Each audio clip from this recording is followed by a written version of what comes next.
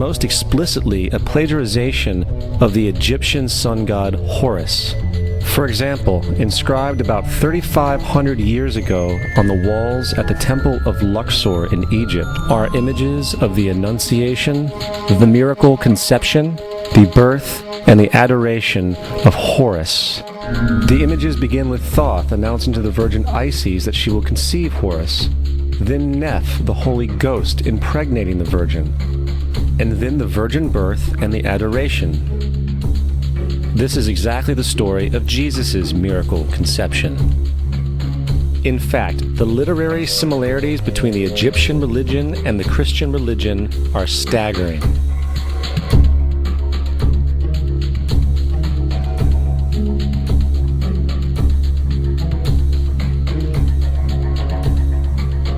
And the plagiarism is continuous. The story of Noah and Noah's Ark is taken directly from tradition. The concept of the Great Flood is ubiquitous throughout the ancient world, with over 200 cited claims in different periods and times. However, one need look no further for a pre-Christian source than the Epic of Gilgamesh, written in 2600 BC.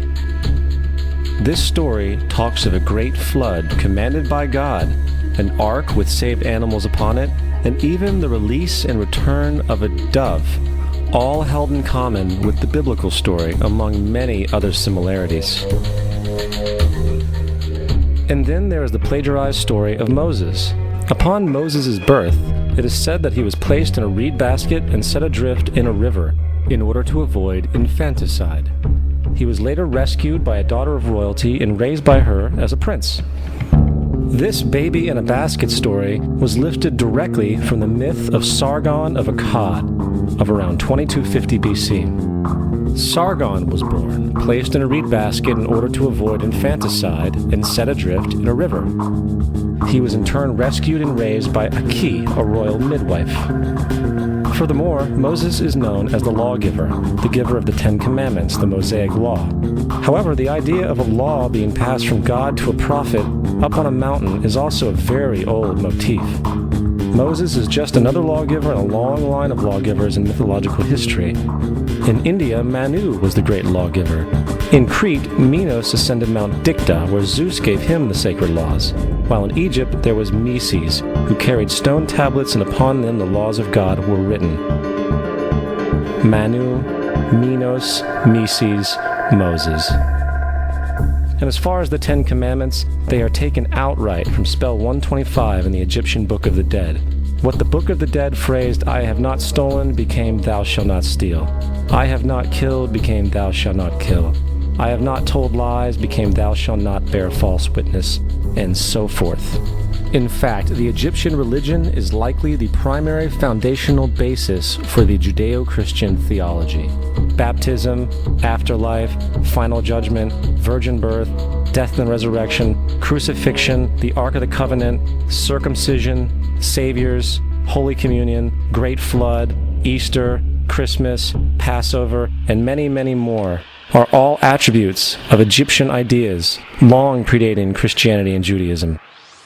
Justin Martyr, one of the first Christian historians and defenders, wrote, "When we say that he, Jesus Christ, our teacher, was produced without sexual union, was crucified and died and rose again and ascended into heaven, we propound nothing different from what you believe regarding those who you esteem sons of Jupiter." In a different writing, Justin Martyr said, "He was born of a virgin, except this in common with what you believe of Perseus." It's obvious that Justin and other early Christians knew how similar Christianity was to the pagan religions. However, Justin had a solution.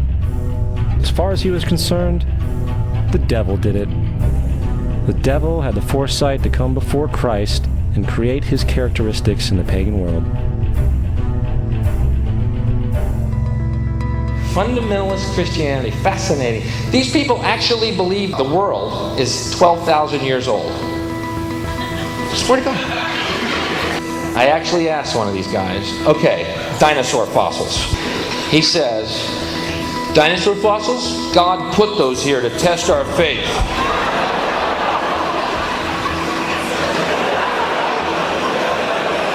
I think God put you here to test my faith, dude.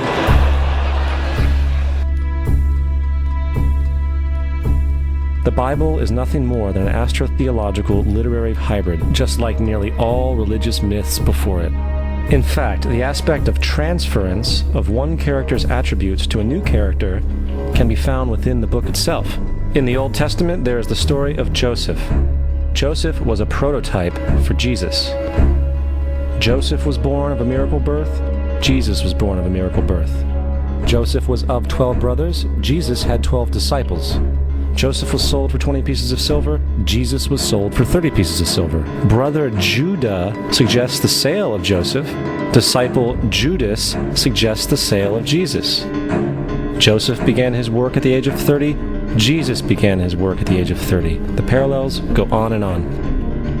Furthermore, is there any non-biblical historical evidence of any person living with the name Jesus, the son of Mary, who traveled about with 12 followers, healing people and the like?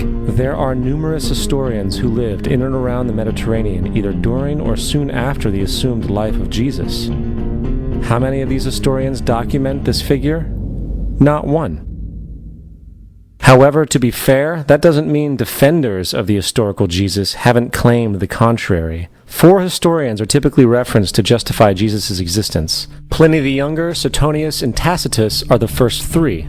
Each one of their entries consists of only a few sentences at best, and only refer to Christus or the Christ, which in fact is not a name but a title. It means the Anointed One.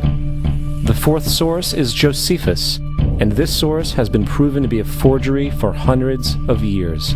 Sadly, it is still cited as truth.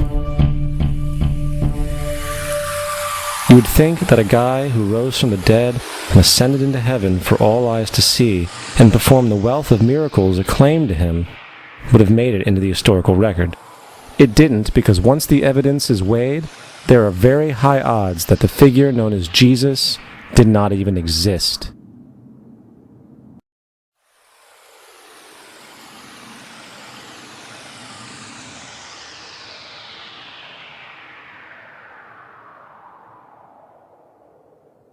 We don't want to be unkind, but we want to be factual.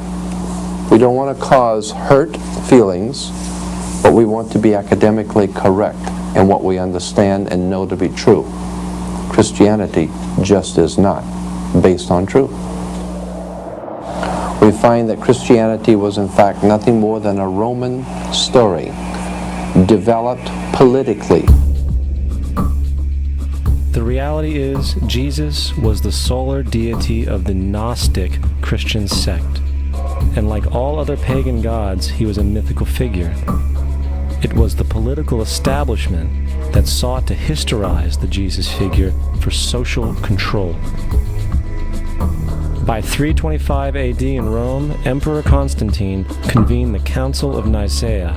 It was during this meeting that the politically motivated Christian doctrines were established, and thus began a long history of Christian bloodshed and spiritual fraud. And for the next 1600 years, the Vatican maintained a political stranglehold on all of Europe, leading to such joyous periods as the Dark Ages, along with enlightening events such as the Crusades and the Inquisition.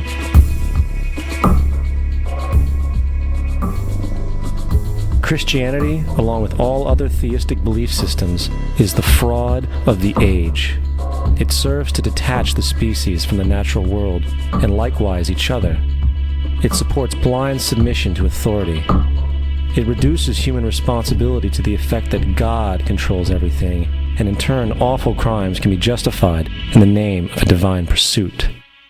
And most importantly, it empowers those who know the truth, but use the myth to manipulate and control societies.